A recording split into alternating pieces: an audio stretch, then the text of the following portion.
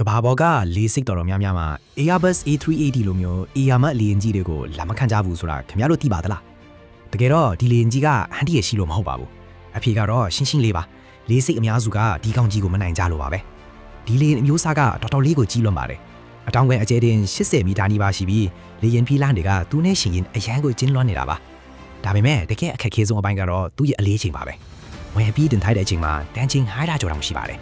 စင်းတက်တဲ့အချိန်မှာမြေပြင်ပေါ်ကိုကြားရောက်လာတဲ့ဖီအားကတော့တကယ်ကိုပြင်းထန်လာပါတယ်။လေးစိတ်အများစုကိုဒီလောက်အပြင်းထန်ရှိတဲ့ဓာတ်ကိုခံနိုင်ဖို့တိစောက်ထားတာမဟုတ်ပါဘူး။အကြာကြီးထုံးနေဆိုရင်တော့လမ်းတွေအတာကျွမ်းတာပျက်စီးတာတွေအလွယ်တကူဖြစ်သွားနိုင်ပါတယ်။ဒါဒီမကထေပါဘူး။သူ့မှာပါတဲ့အင်ဂျင်လေးလုံးကနေမှုန်ထုတ်လိုက်တဲ့လေးအရှင်ကမုန်တိုင်းငယ်လေးတစ်ခုလိုကိုပြင်းထန်တာပါ။မြေပြင်ကပစ္စည်းကိရိယာတွေကိုလွန့်ထွက်သွားစေနိုင်သလိုတခြားလေယာဉ်တွေကိုလည်းအနောက်ရှက်ဖြစ်စေပါတယ်။အချုပ်ပြောရရင်တော့စင်းသက်ခွိုင်မပြီးချင်လို့မဟုတ်ပဲလေးစိတ်ရဲ့တိစောက်ပုံကမခံနိုင်လို့ပါ။ဒါကြောင့်လည်းတကဘာလုံးမှာဒီကောင်ကြီးကိုလက်ခံနိုင်တဲ့လေးစိတ်ကလက်ချိုးရည်လို့ရတဲ့အနေငယ်ပဲရှိတာဖြစ်ပါတယ်